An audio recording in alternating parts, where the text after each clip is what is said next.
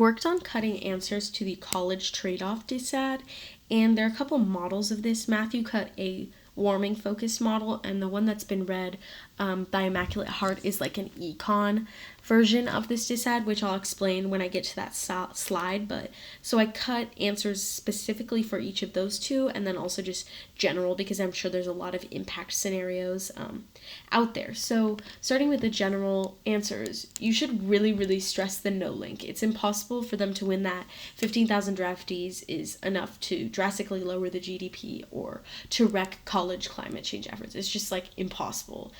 This dissad fully does not link to our affirmative. So if you're winning that argument, you should really be able to skirt this dissad.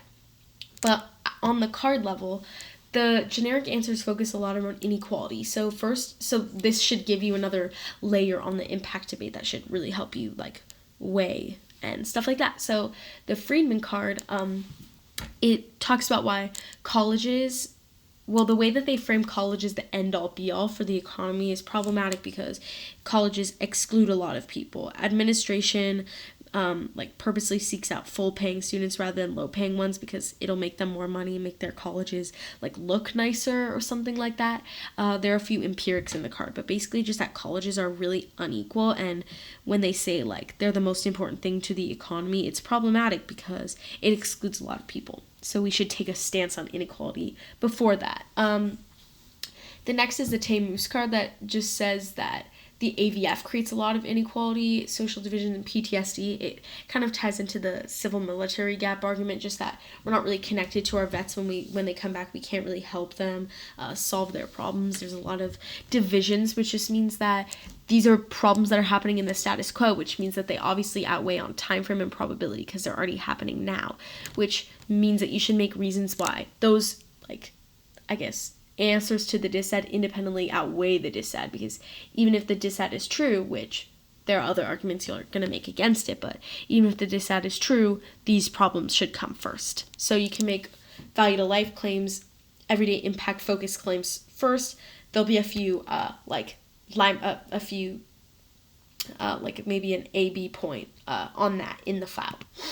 Next is the Econ model of the dissad. So the way that this dissad is like set up is that when we have compulsory national service, we take away like a lot of people from college.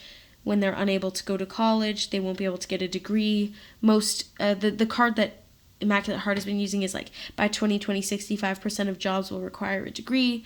That means that not enough people will be able to enter the workforce, and therefore the economy will collapse. So the first argument against this is the Raposa card. It says that Donald Trump lowers the GDP inevitably.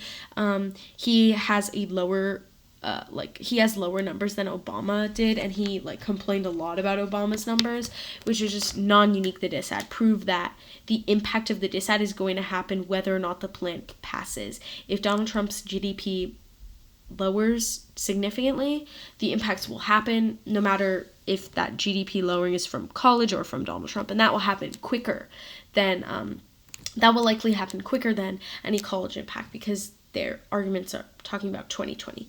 Next is the Gobry card, and it just says that this responds to their claim about 65% of jobs in 2020 needing a degree. It says that future jobs won't require a degree, and it makes kind of intuitive sense because most jobs will be like hands-on workers. It gives statistics on like percent increases per jobs like carpenters and things like that, and nurses, which goes to say that they require smarts but not book smarts. A lot of things will be based around technology, which means that people will not need the degree and they won't need the type of education that comes with college. So yeah. Next on warming, so a lot of these arguments focus on us not being able to solve warming, so that's something you should really stress, versus the NPR card that just says that we've already passed the brink, there's no way we can go back and stop climate change. That's a good argument to make.